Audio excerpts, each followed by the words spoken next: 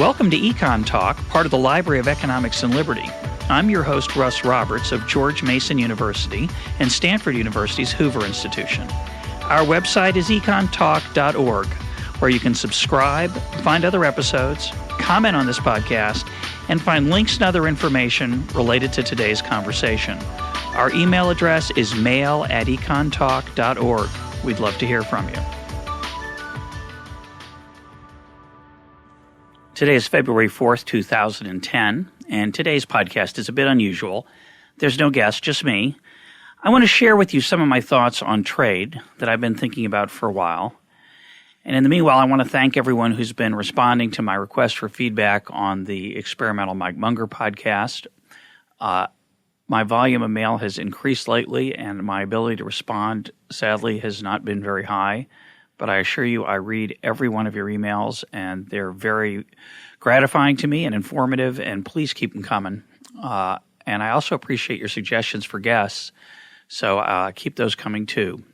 Finally, I want to mention before I get started that we are on Twitter at EconTalker, EconTalker, and I use that Twitter account to mention upcoming podcasts, solicit questions for guests, and add some occasional thoughts on other things as well. So please follow us there if you're interested.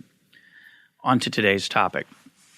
About 15 years ago, I wrote a book, The Choice, A Fable of Free Trade and Protectionism. And in the book, David Ricardo comes back to life as a ghost to try to convince an American television manufacturer in 1960 that trade is good for America, good for the next generation of Americans, even though it will destroy his company and hurt his hometown. At the center of that book is Ricardo's central contribution to economics, the idea of comparative advantage. So I've been thinking about comparative advantage for a long time, and a few years ago I wrote a couple of essays for the Library of Economics and Liberty that I'll link to, exploring some of what I've learned and been thinking about. But in the last couple of years, my thinking on trade has changed. I've realized there's perhaps an even deeper insight about trade, perhaps even more important than David Ricardo's. And David Ricardo's insight of comparative advantage is that it's in every economics class, every principles class, most macro classes, most micro classes. It generates a lot of good exam questions. And I wrote that book, The Choice, because I felt that I knew that I hadn't understood fully what the significance of comparative advantage was, even though I was pretty good at those exam questions. But in recent years, the last couple, I'd say, my ideas on trade have not changed so much as gotten, I think, richer. And these insights come from conversations I've had with Don Boudreaux, a seminar I attended of James Buchanan's, a podcast with Mike Munger on the division of labor, and it's also related to a podcast I did with Paul Romer on growth. So to get started, I want to give you a quote from an article by Robert Frank in the New York Times. Now, Robert Frank we did a podcast with him a while back. He writes a column at the New York Times, and he's an economist at Cornell. And here's what he wrote. As a Peace Corps volunteer in Nepal long ago, I hired a cook who had no formal education, but was spectacularly intelligent and resourceful. Beyond preparing excellent meals, he could butcher a goat, thatch a roof, plaster walls, resole shoes, and fix broken alarm clocks. He was an able tinsmith and a skilled carpenter, yet his total lifetime earnings were less than even a very lazy, untalented American might earn in a single year. So the question is, that's the end of the quote, the question is, why does a spectacularly intelligent and resourceful person in Nepal earn spectacularly less than a lazy, untalented American? I often think about my daughter. She's 17 years old. She's been babysitting, for maybe 2 or 3 years. She makes about $10 an hour, which is a lot more than anybody in Nepal makes who's incredibly talented. Her main talent in earning that $10 an hour as a babysitter is her ability to show up on time and not burn the house down. It's not really an enormously demanding job. Patience helps. It's great if the kids don't tell the parents when they come home that you lock the kids in the basement while they were screaming. There was a few other skills, but it's not like thatching a roof or butchering a goat. And in America, that's common, as Robert Frank points out. Relatively, or I would say seemingly unskilled people make a lot more than an incredibly talented person in Nepal. So why is that? And there are a lot of different answers you could think about. Robert Frank gave one. David Henderson at our sister site EconTalk gave one. And I thought, although David I thought was closer to the truth, I thought Robert Frank's answer didn't get at what I thought was the heart of the answer. And so I'm going to try to answer that question of why a skilled person in Nepal earns so little relative to an unskilled American. And in doing so, I want to try to give you an idea of these insights into trade that I've been thinking about. So the one-sentence answer as to why a skilled person in Nepal earns so little comes from a quote in that book I mentioned earlier, The Choice, and that is, self-sufficiency is the road to poverty. Self-sufficiency is the road to poverty. Now, self-sufficiency is, in everyday language, is a good thing. It means standing on your own 2 feet, not relying on others. In the context of economics, in the context of trade, if you start thinking about it, you realize very quickly that standing on your own 2 feet is, if you mean it literally, if you mean literally not relying on anyone other than yourself, you are you're going to be desperately poor, and you probably will not survive. There's a wonderful documentary PBS put out a few years ago called Frontier House, where people were given the challenge of living by the rules of 1880 Montana. And they were challenged to see if they could come up with enough resources at the end of the summer that would tide them over through a brutal Montana winter. If I remember correctly, none of the families made it. They did not generate enough output with their modern skills. They weren't sufficient. And most of these families were self-sufficient other than they only relied on themselves, other than one, if I remember correctly, family who was seen as cheating by the other families because that family created a still, made some whiskey, and swapped it for other people's goods. And that was considered cheating. It was to most of the participants, the other 4 families, the whole idea was to see if by being self-sufficient you could make it. And of course, most of us would struggle to do that, certainly because of our modern skills not being very well suited for 1880s Montana, but also simply because if you only rely on yourself, you're going to be very, very poor. And again, if you push it literally to you can't use tools other people make, you can't use any implements like that, you're going to have a really, really poor life. So that's the quick answer. Self-sufficiency is the road to poverty. A slightly longer answer coming from David Ricardo would be that specialization in trade make us rich. The more America trades with Nepal, the better both of us will be. Trade is mutually beneficial. Trade allows people with diverse skills, even if, as Ricardo pointed out, even if you're not as good at everything as someone else. So even if I'm not as good at thatching a roof or butchering a goat or anything as you are, you're better at all those things than I am. Usually we're going to be better off if each of us specializes in certain tasks and trades for the other things that we want. And again, it's important to point out that the power of specialization in that setting isn't so much what we normally think of, which is learning by doing, that the more you do something, the better you get at it.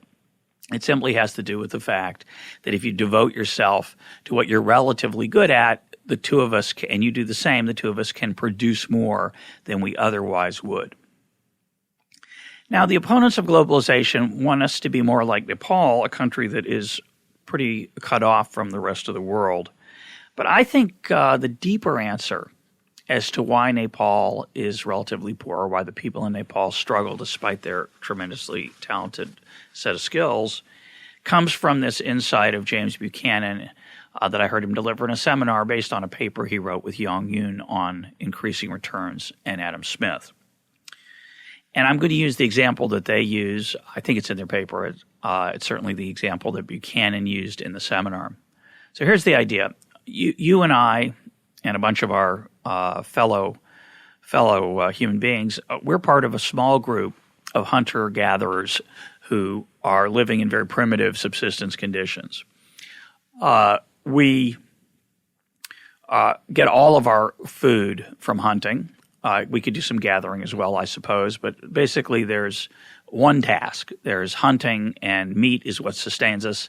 I apologize again to the vegetarians in the crowd, especially after the Munger podcast, which received a lot of interesting comment and criticism. I'll mention again, my daughter's a vegetarian and my wife is. But I think in primitive societies, vegetarianism was not that common. So we're going to be talking about a primitive society of hunters. So we're all sitting around at the end of a very long, exhausting day of hunting and tramping through the woods. We've been trying to kill deer all day, and some of us have had success. And suppose in that setting you're tired of living on a very small amount of venison, a very small amount of deer meat. You've really are hungry pretty much every night, and there's some nights you're very hungry, and you'd like to have more meat. You'd like to have more output. You'd like to have higher income. What are your choices? How could any of us get better off? How could we move toward a higher level of prosperity? As these hunters, we're really hungry. So what are our options? So there are really three options that we have for doing better. You can bang your neighbor on the head and take his meat, and that way you can get more. You can develop a technique that allows you to be a more successful hunter for every hour or day that you're out in the woods.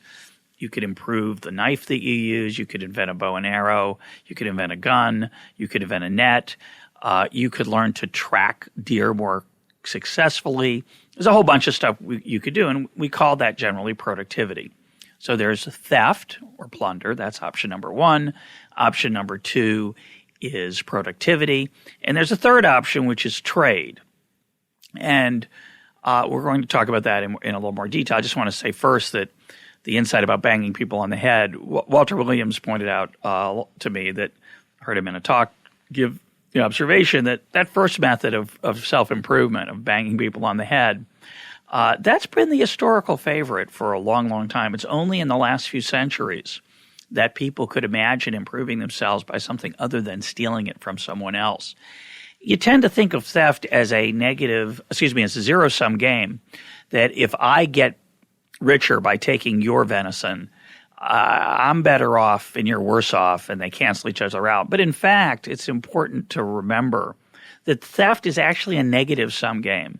If I know that I might get banged on the head, my incentive to accumulate wealth is smaller. And not only that, I'm going to have to devote resources to keeping you from banging me on the head. I'm going to lock up my meat. I'm going to hide it from you.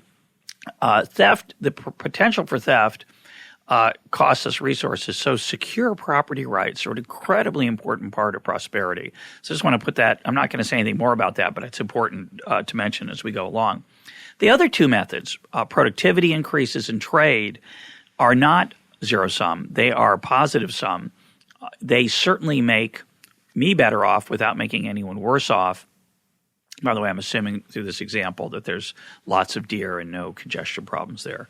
But so if I can figure out a better way to kill deer, or if I can trade somehow for deer meat, I'm going to make you better off as well as me. Certainly in the trade case. In the productivity case, you might say, well, but if I figure out a way to make a sharper knife or throw a spear better or et cetera, then that only benefits me, the innovator. But in fact, when you see me coming home with more meat, you see me with a fuller, happier face, you see me adding clothing that's larger, you're going to say, you're going to wonder, how did I do that? You might follow me around. I might share the idea with you because I like you, or I might sell it to you, or you just might figure it out on your own under the impetus that there's a technique to find. So productivity and trade tend to benefit the whole group. Theft punishes the group.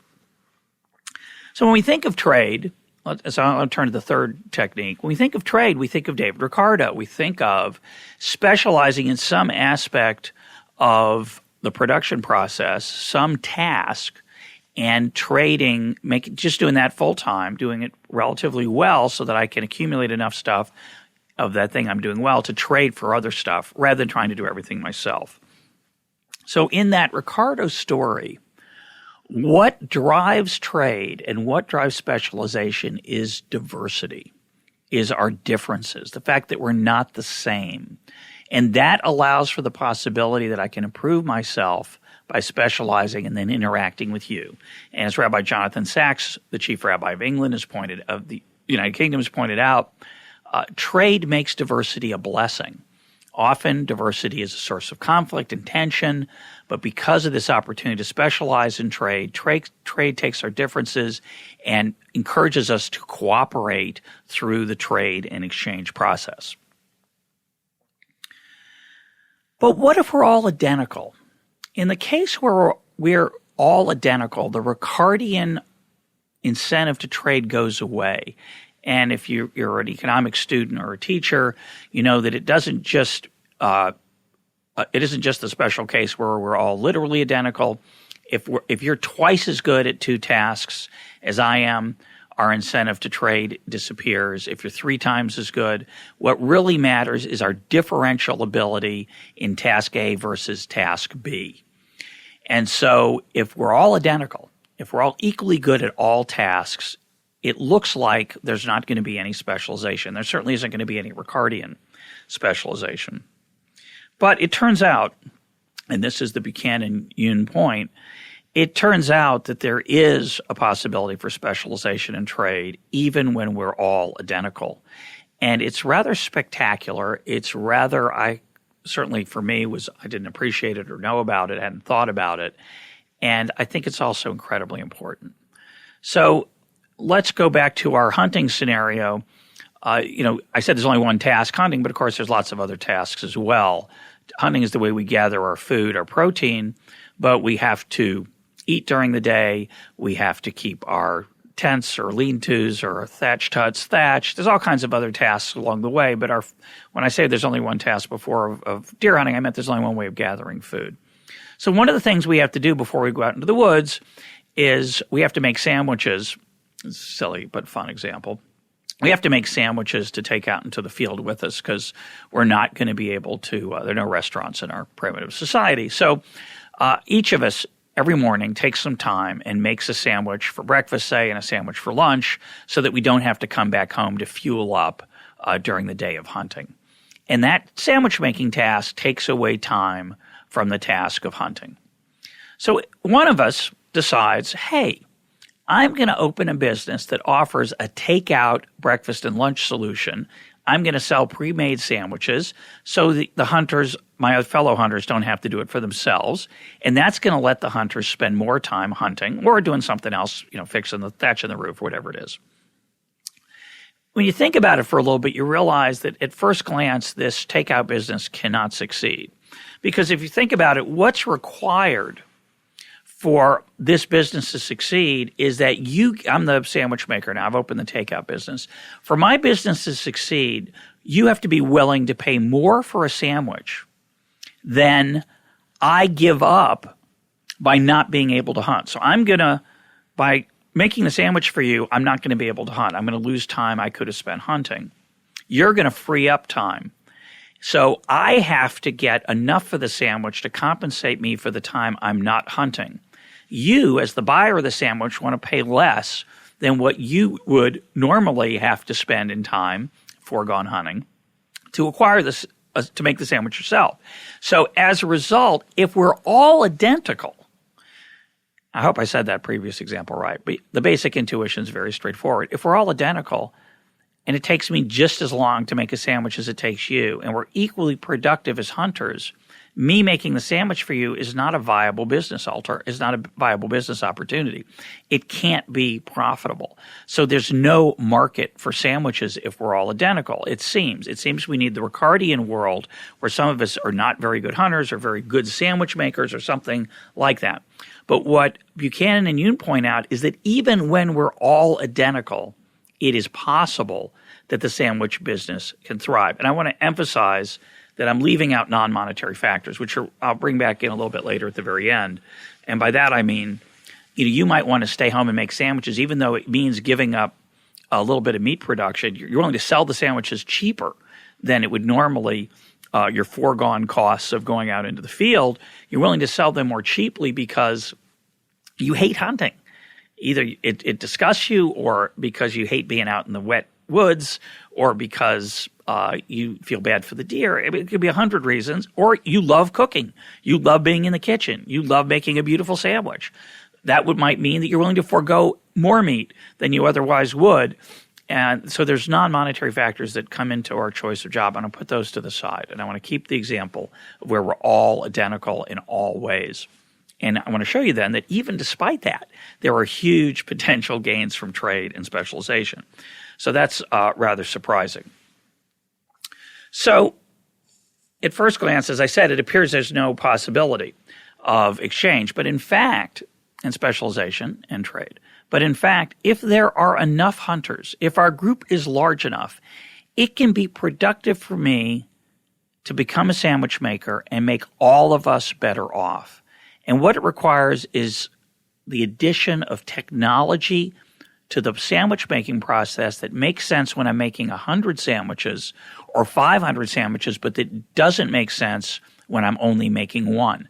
So if there are economies of scale, if the addition of technology can lower the cost of sandwich making, suddenly I can now produce a sandwich at a low enough cost to me in terms of what I give up from – I can do it quickly enough that my foregone time per sandwich is actually less than it would take you if you made it yourself with a production process of a single sandwich.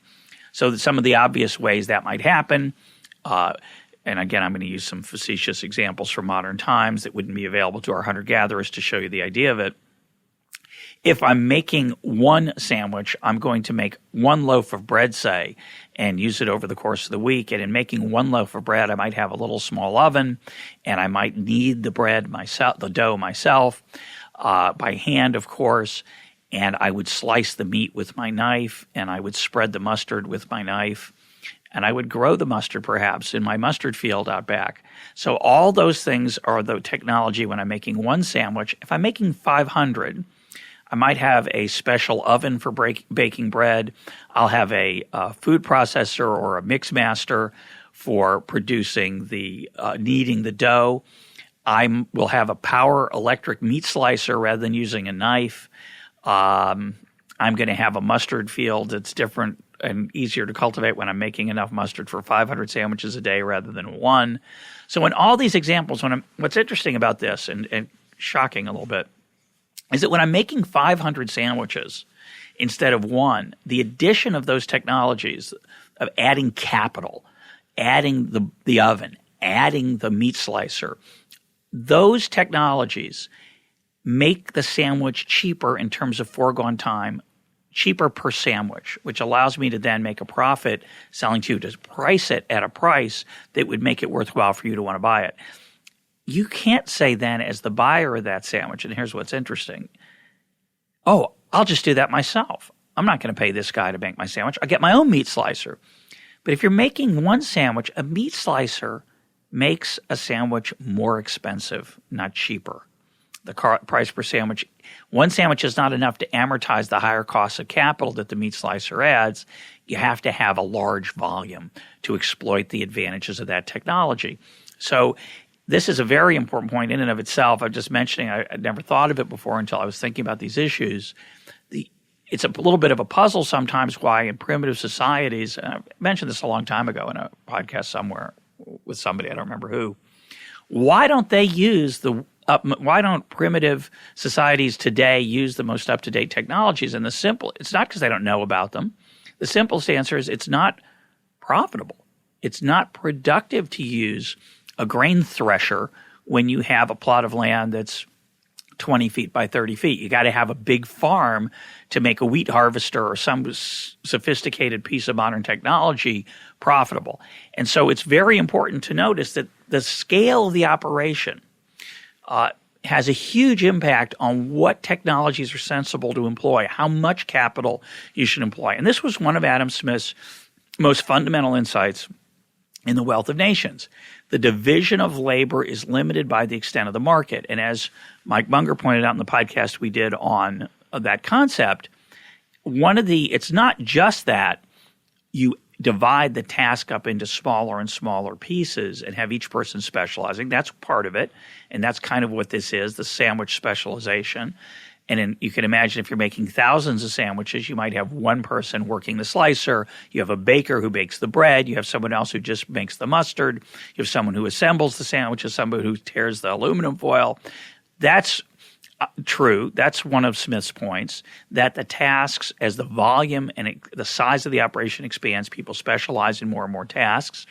That there's more and more specialization, each task being done by one person. But Smith's, I think, more important insight, which applies even here when one person is making all the pieces of the sandwich, is the application of capital, the application of technology, the application of what I think of as the embodied knowledge of other people, which is that meat slicer.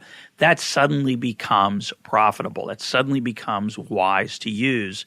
And then, even more importantly, you have an incentive to continue to improve that technology. And so, I mean, this is just an enormous way that we leverage our potential as human beings, our productivity. The most trivial example of this that is obvious is that if you lift weights, you can be stronger and you can carry more books around with you. That's great. Or you can do push-ups. You don't even need technology to get stronger to carry more books around with you as you walk through life. But you can add some technology. You can add a backpack, and a backpack lets you carry more books more comfortably. But then you can really take it up a notch. You can add a Kindle. And when you add a Kindle, you can take 1,000 books. You can leverage your human abilities to carry stuff in ways that no matter how many hours you spend lifting weights, no matter how well you design the backpack, the Kindle just crushes it. And so you get enormous leveraging of human capability when the technology comes along. And that's just a trivial example. So the point is that the economies of scale, if I'm producing enough sandwiches, and we don't know what that number is, by the way. It might be 500, it might be 100, it might be 20. If I'm producing enough sandwiches, it can be possible for me to add technology, to add capital to that process, bring the cost down, and make it worthwhile to specialize in sandwich making and not go hunting. A couple points about that. First, that technology isn't sitting there. It's not like somebody says, hey, look at that meat slicer over there. Wouldn't that be great to use?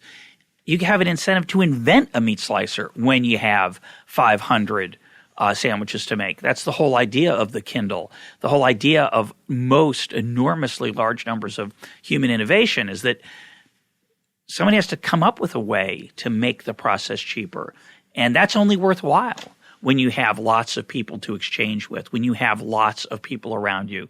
And it might take a few million people around you to trade with, more than a few million, tens of millions of people around you to trade with to make it worthwhile to invent an assembly line process for producing an automobile instead of crafting something in a more artisanal, craftish way. So the whole modern technology process, the modern manufacturing process, is the leveraging of technology and creating the technology, the incentive to create that technology that comes from the ability to trade with large numbers of people. At this point, let me just add that you realize right away when you start thinking about this that 50 people gathered in the wilderness, let's make them the 50 most skilled Nepalese cooks, tinsmiths, roof thatchers, goat butchers that Robert Frank was marveling at, how skilled these people were and how little they had to show for it in terms of income. Take the 50 most incredibly skilled people, or the 50 smartest people, or the 50 wisest people, or the 50 strongest people, or a mix of all 50 and of those skills in the 50. And you put them in the woods, you put them in Nepal by themselves, you put them in isolation, they're going to be desperately poor. Self-sufficiency is the road to poverty, not just because one person is going to be poor trying to be self-sufficient, but even 50 people trying to be self-sufficient can't maintain the modern standard of living that we've become accustomed to. The modern standard of living comes from our ability to interact with tens of millions, hundreds of millions of people, which allows the incredible specialization we see around us. And that specialization is partly driven by David Ricardo, the fact that we're not all the same, but a lot of it is driven by the fact that if I can interact economically with millions of people, the scale of the operation and the technology and capital I add to it can make it incredibly inexpensive and give us an incredible standard of living. So those goods inexpensive. Now, here, let me ask you a question. I've said even if we're all identical, we can have this potential for specialization if there are enough of us. So here's the question. Which one of us, if we're all identical, is going to become the sandwich maker and open that takeout business? And one answer is it doesn't matter. Any one of us could. But the better answer, which came from a student of mine, I forget who it is, I apologize, when I taught this a couple classes back, said, well, it's the first person to think of it. And that's exactly right. It's not obvious that there is a profit to be made from sandwich making. It's not obvious that there are potential for two jobs in our little society called hunting and sandwich making as a form of productivity. Someone has to think of that. And that's an incredibly important insight. And I say it's important because when we teach comparative advantage in trade, we often get stuck in this 2x2 matrix. So there's two people and there's two tasks. There's fishing and there's hunting, or there's hunting and there's water gathering. And we then say, well, if we could specialize, one person does one, the other does the other, they can then trade and do better than if they try to do both for themselves, as long as blah, blah, blah. But there aren't two tasks. There's N, where N is unknown. We don't know how many tasks there are. The number of tasks that's appropriate for us to specialize in emerges from our interactions, and it emerges from our innovations. It emerges from our entrepreneurial insights. There's no book that says what the N tasks are. They have to be figured out by human creativity. So in the real world, though, we're not all identical. We're all different. So Smith, by this silly assumption that people are all the same, we can see right away, not right away, but we can see that even in the world where we're all identical, there's potential for trade if the market is large enough, if there are enough of us, if the technology is potentially created, can be created, that will allow the price of a sandwich to come down sufficiently. So that's if we're all identical, but we're not all identical. We're all different. So that brings us to the question is, and this is going to be David Ricardo's question, if we're all different, which one of us becomes the sandwich maker? Suppose we figured out, or someone has announced, or someone had the insight that there could be a sandwich takeout business. Who would do it best? Who's of our group the best person to assign to that task? And I said that two different ways because they don't really mean the same thing. We often say, well, the person who's the best sandwich maker should be the sandwich maker. And what we mean by best is, well, we don't mean literally the best, because what we're trying to do in that phrasing is to get at comparative advantage, and it's very often hard to word it carefully in English. So let me try to say it a little better. And again, let me make the distinction. There's a person who's best at sandwich making, sort of, and I'll describe what that is in a minute. And there's the best person for the job. And that may not be the same person. Often will not be. And that was Ricardo's insight. So let's get to that. So who will it be? It's tempting to say that the sandwich maker, and by the way, we can think of this either as a competitive process, who is going to be the most profitable sandwich maker. So there might be one to start with who thinks of it, but he's actually not the best person for the job. And somebody else outcompetes him and drives him out of business. Or a few of them might open up, as happens in the real world, if the size of the market's large enough. So we could think about a competitive process, but we could also think about a cooperative process where we as a group sat around and said, okay, there's 50 of us. Somebody came up with this idea of sandwich making. Which of the 50 of us should not be a hunter and should stay home every day and make those sandwiches for the next day? Either of those can come up with the right answer under the same answer under the right conditions. And I want to focus on that now. But I want you to think about what appears to be the obvious answer as to who should do it and why it's wrong. So the obvious answer would be, well, let's have a competition. Let's have everybody make sandwiches. Whoever, because we're all different in this more realistic world, whoever can make sandwiches the quickest, that person should be the sandwich maker. Well, that's not true, as I'll show in a minute. A second obvious but not true way to decide who should be the sandwich maker is, well, let's just take the worst hunter. Whoever the worst hunter is, let's get that person into the kitchen making sandwiches. But that's not the right answer either. And the reason those answers are wrong is David Ricardo's great insight. David Ricardo's insight is you have to look at opportunity cost. And we have a nice summary of this on the website. I'll put a link up to that Lauren Landsberg wrote up. Very well done. Opportunity cost, what you give up is the true cost of making the sandwich. It's not the price, because there are no prices yet in this discussion. There's no money even. You're going to swap stuff potentially. The cost of making a sandwich isn't money. It's the time that you give up, and in particular what you can do with that time as a hunter. So you might be the best sandwich maker, but you're such a good hunter that it would be a mistake to, even though you're the best sandwich maker in the competition where we held a stopwatch to people and saw who could make the sandwiches, you might be the best the best sandwich maker, but you're so good at hunting, it would be nuts to assign you to the task of sandwich making. And the market in a competitive process would never assign that to you because you give up too much in coming out of the field. And similarly, even if you're the worst hunter, it could be you're so horrible at sandwich making, you're better off staying as a hunter. So that was Ricardo's insight, that what you give up to do a particular task is really the determinant of what tasks the people are going to choose in a market setting and what you would assign people to as well. Now, another way to think about Ricardo's insight, which I really like, is Ricardo's insight is it matters who does what. It matters who does what. You don't assign people randomly to tasks. If we want to maximize our meat production and consumption, if we want to make the pie of economic activity as large as possible, then we don't just assign people randomly, because people are different. And it matters you don't just assign people to the thing they're, quote, best at, that they're the best at. You don't just assign the sandwich making to the best sandwich maker, because that could be too costly. It could mean giving up a lot of venison if that person's a really extraordinary hunter. So the first insight of Ricardo is who does what matters.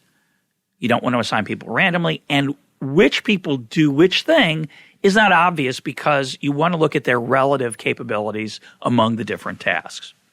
Now, one of the lessons here is, and by the way, I'm talking about economic output here. I'm talking about maximizing the size of the pie. Remember that I've held off to the side non-monetary aspects of life. They do matter. And when we talk about the true size of the true pie, we would want to include those non-monetary aspects as well. So I want to just say that in the background. So one of the lessons of the Ricardian insight and the Ricardian approach is there's two ways to get venison. There's the direct way. You go out and you be a hunter. But there's an indirect way. The indirect way is to make sandwiches and swap them for meat. That's the roundabout way to produce stuff via trade. That's true for individuals, and that's true for nations. If we want stuff, we could either make it for ourselves, or we can make other stuff that people want. That's important, or they won't trade with us, and then exchange it. So trade is fundamentally in this Ricardian story, or especially in the Ricardian story, it's about implicit cooperation where we leverage each other's skills. An important point in the Ricardian story, an important point in the world where we're different and have different abilities and skills, is that the pattern of trade that results is it can be a lot, an illusion. Didn't say that very well. The observed pattern of trade can fool us into thinking as what the underlying cause of trade is. So if you and I are in this primitive society and I become the sandwich maker, and after a few years, of course, I've added all kinds of fancy new breads and different kinds of spices to the venison, because this is all I do all day, and I have the incentive and the return from figuring this out for 500 people instead of just for myself. So I've improved the sandwiches a lot over the years, and you guys are out there hunting and doing a great job. And you could look at us if you were an observer who showed up in the middle of this process, you'd say, well, it's obvious why that guy's the sandwich maker. He's a horrible hunter. And it would be true. After not hunting for 5 or 10 years and running the sandwich shop full time, my hunting skills would probably depreciate or atrophy, and I would look like a horrible hunter. And if you observed me hunting for fun, if you took me out in the field, say, well, maybe we should hunt. Come on out with us. You'd find out I'm a horrible hunter, because I haven't hunted for a while and I've got this opportunity to specialize in sandwich making. And similarly, you in the kitchen as one of the hunters would look a little bit inept trying to slice the meat and bake the bread. But you haven't done it for years. I've been the guy doing that. So it would look like the pattern of trade was, oh, well, of course they trade. There's a guy who's good at sandwiches who's bad at hunting, a bunch of guys who are good at hunting, not good at sandwiches. Well, of course they trade. But that pattern of skills is endogenous. It emerges from the innovation that I made. So the differences between us, the apparent differences, get magnified by the observed, by the opportunity to trade, so that an outside observer is going to be fooled into thinking what our skill set is. So I'm horrible at thatching a roof. I can barely get up on a ladder to clean out my gutters. I couldn't thatch a roof. I can't butcher a goat. I can't fix an alarm clock. But one of the reasons I can't is because I don't have any incentive to learn those skills. Whereas the person in Nepal who has to do those for himself, the cook of Robert Frank in his opening story, that person can't rely on others to do those things because there aren't enough of them around to make it economically profitable to specialize. That's the Smithian point. So as a result, you end up learning how to do it yourself. So Frank was really, I think, deceived in a sense. Maybe he understood it. I don't mean to suggest he didn't understand this point. But by looking at the exterior skills, the apparent skills of his cook, he was fooled into thinking there was some weird thing going on perhaps, when in fact it simply was the fact that because he did not have a market to rely on for most of his goods, he had to learn to do them himself. Whereas in America, in a more modern society that has more people to trade with, it doesn't make sense to learn how to do those things. That's too costly. It's expensive to do those things for yourself. Self-sufficiency is the road to poverty. And I should mention that Nepal, by the way, is a relatively cut-off country from the rest of the world. They have tariffs, and perhaps equally important, and this comes back to the podcast with Michael Spence, they probably don't have a lot of good infrastructure in Nepal to get goods to market to allow specialization and exchange. The roads are probably not so good. Maybe the ports and harbors aren't so good.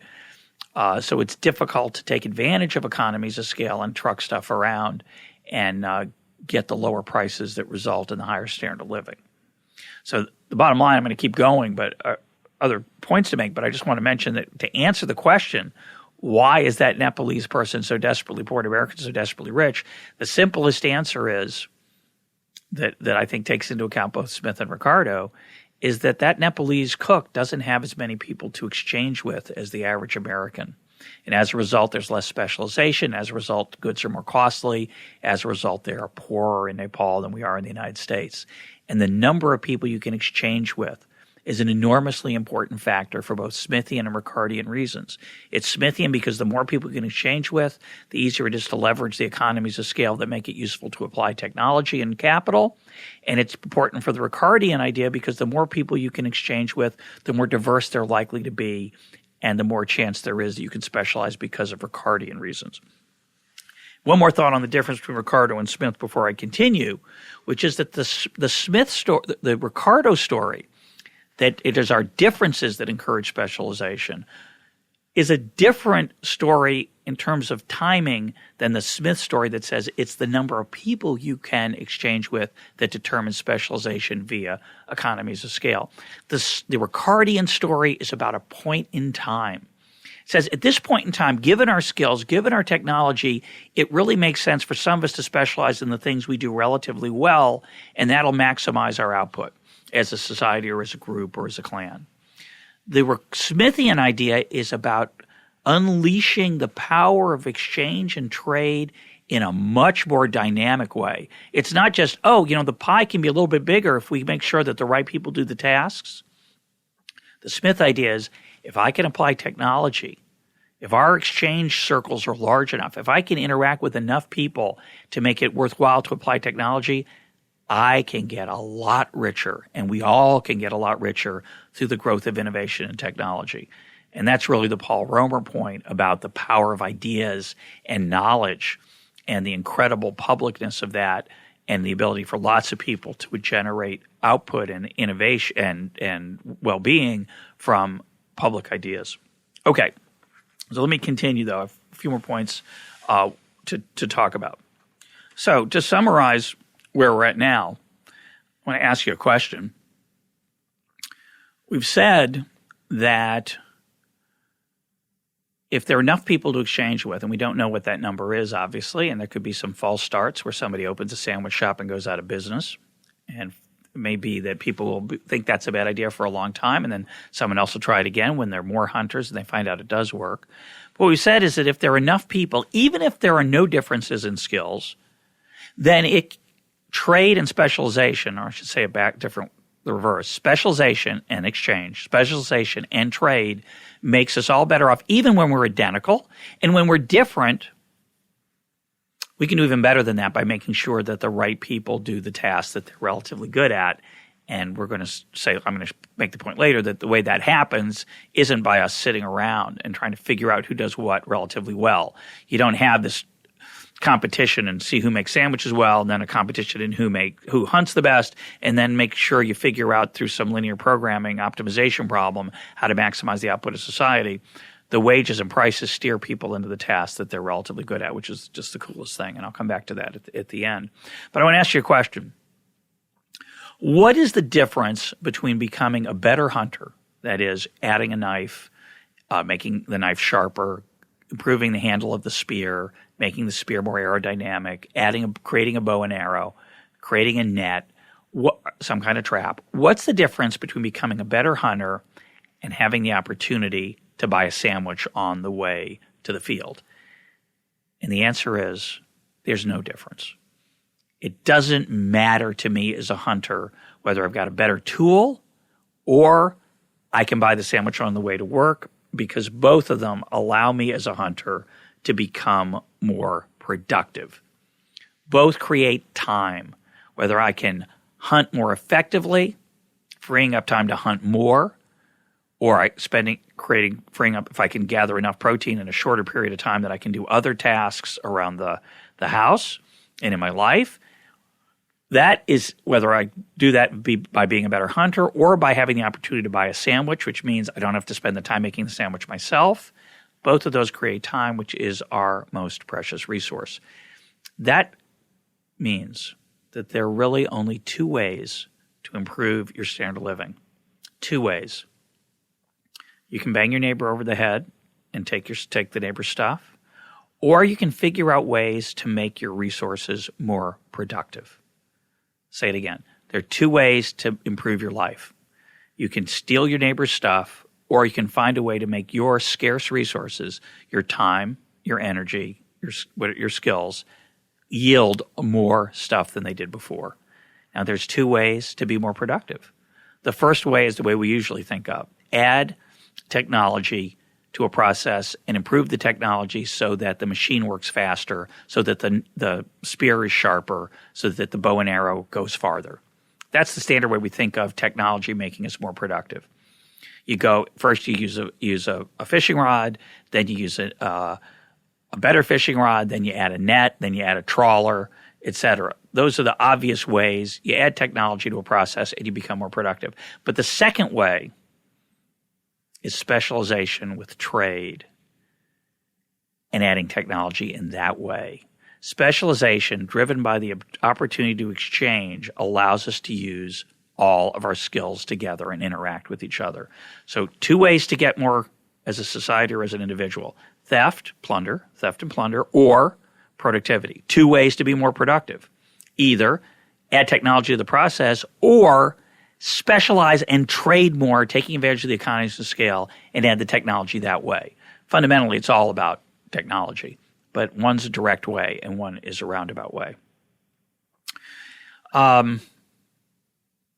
Over the last 300 years or so, this has been the story of the human enterprise. Increased trade, increased opportunities to interact with each other, which leads to increased specialization, increased capital and technology, and an increase in standard of living of an enormous amount.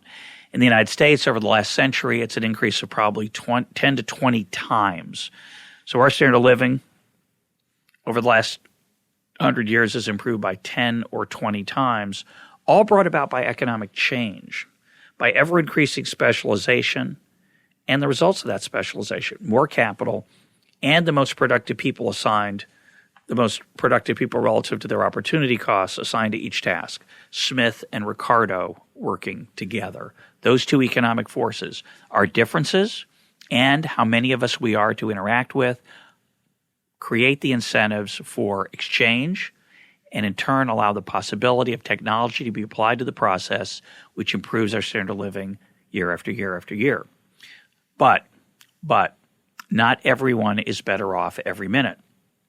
So a textile worker in North Carolina can have a lower standard of living today than a few years ago because of technological change and because of trade and because of the Smith and Ricardian forces. So let me give you an example from this. About 50 years ago, it's unbelievable numbers. About 50 years ago, a typical North Carolina textile worker operated 5 machines at once, each capable of running a thread through a loom 100 times a minute. So 5 machines, and each machine threading the loom 100 times a minute. That's 50 years ago. Today's machines are 6 times as quick. They can do 600 threads a minute. Now, that's the, quote, standard productivity change we think of. In addition, the machine itself is easier to oversee. And instead of overseeing and operating 5 machines, a typical worker oversees 100. That's a 120-fold increase in output per worker. So instead of each machine I work on is now 6 times more productive, and I can operate 20 times the number of machines I could operate 50 years ago. So I'm 120 times more productive. Not surprisingly, we don't need as many textile workers as we needed a long time ago to produce the clothes we wear. If you're 120 times more productive because of the addition of capital and technology, that's the Smith point. The Ricardo point is, well, maybe you shouldn't have the textile mill in North Carolina. You can put it in China and even be more productive, freeing up the labor of the textile worker in North Carolina to do something else. The problem is that that person may not find that right away.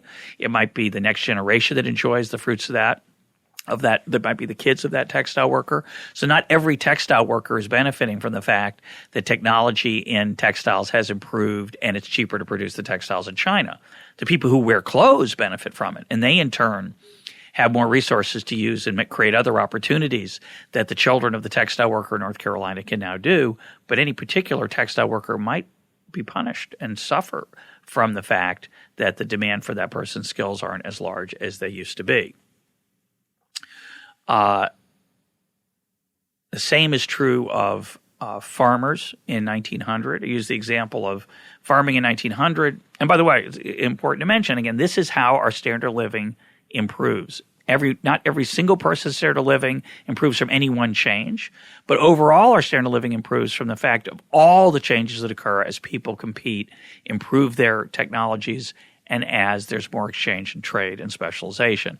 So in 1900, about 40% of the American workforce was on the farm. Today it's about 2 and a bit percent, a little under 3. That's an enormous change.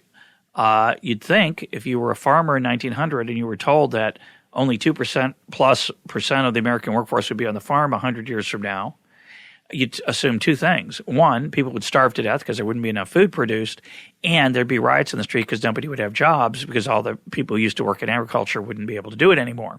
But of course, what actually happened is a whole bunch of new jobs came along, new specialized opportunities to use your skills, and the standard of living of Americans over that 100-year period became much higher, partly because food was much cheaper, partly because it didn't take as many resources or as many people to produce the food that we wanted to consume.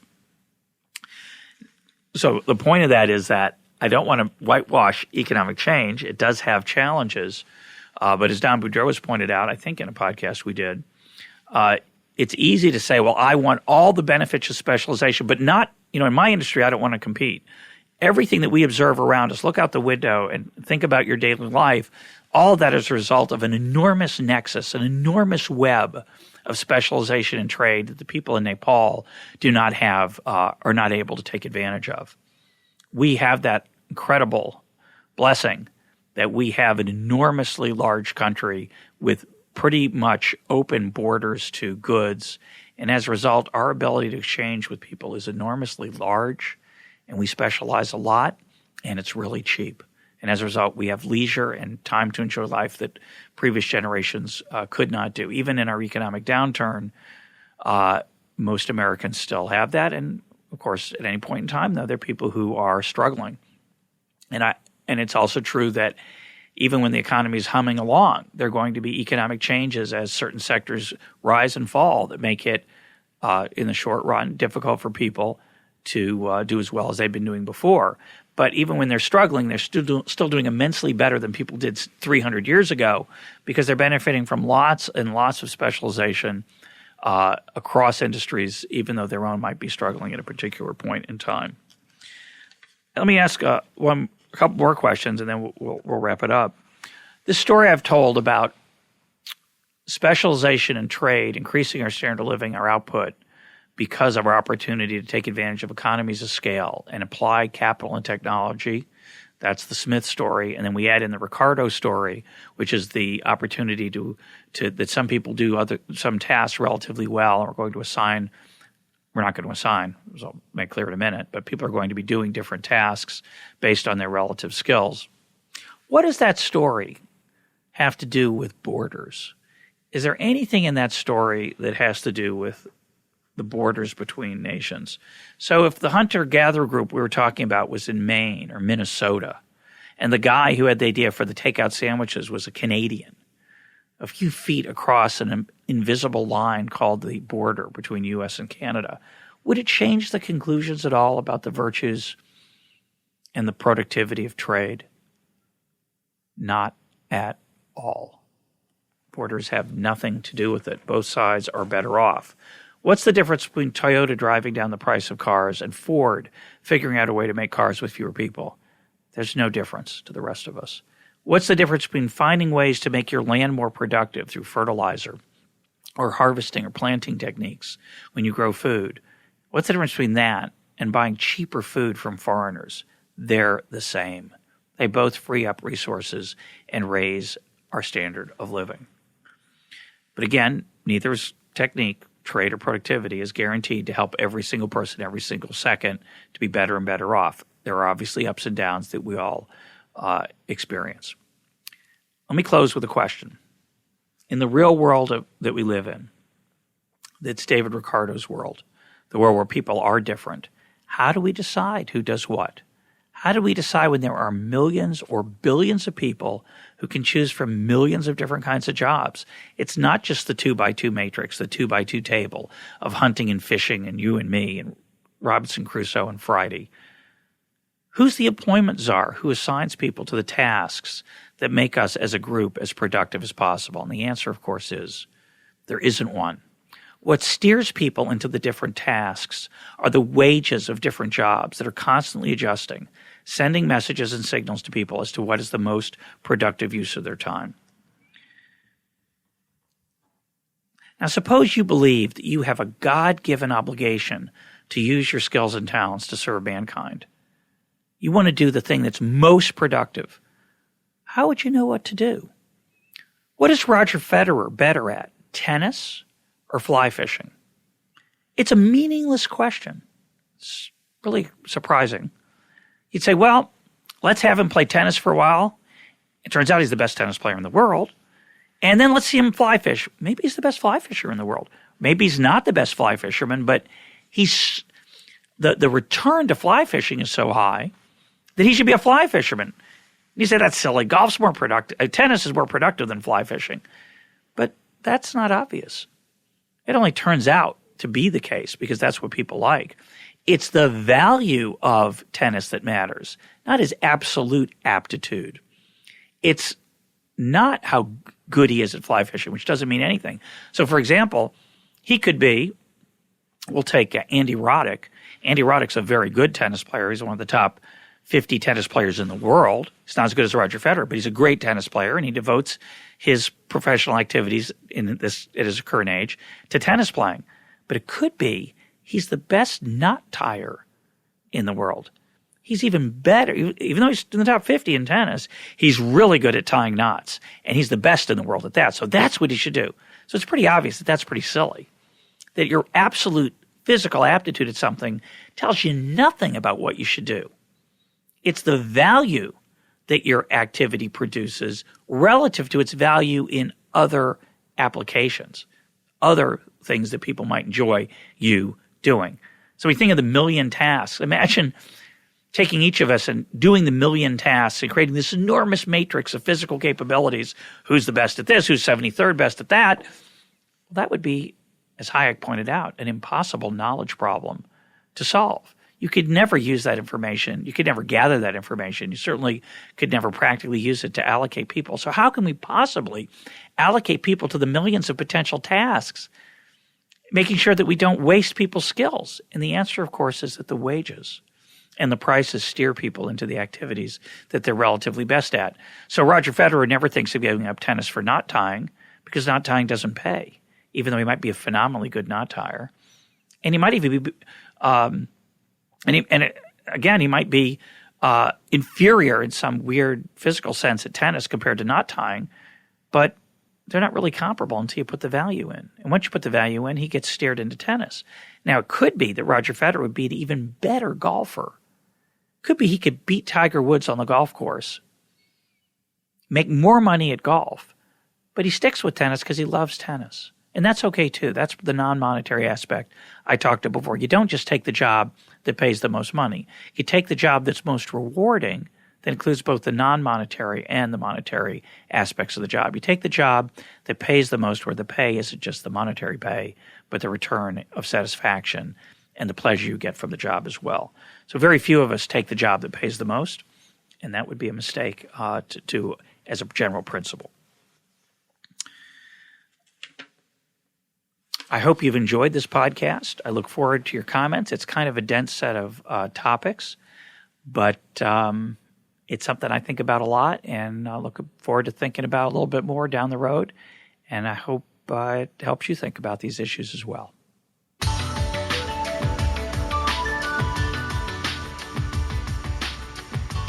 This is EconTalk, part of the Library of Economics and Liberty.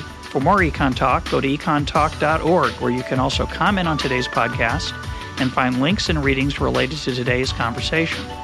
The sound engineer for EconTalk is Rich Goyette. I'm your host, Russ Roberts. Thanks for listening. Talk to you on Monday.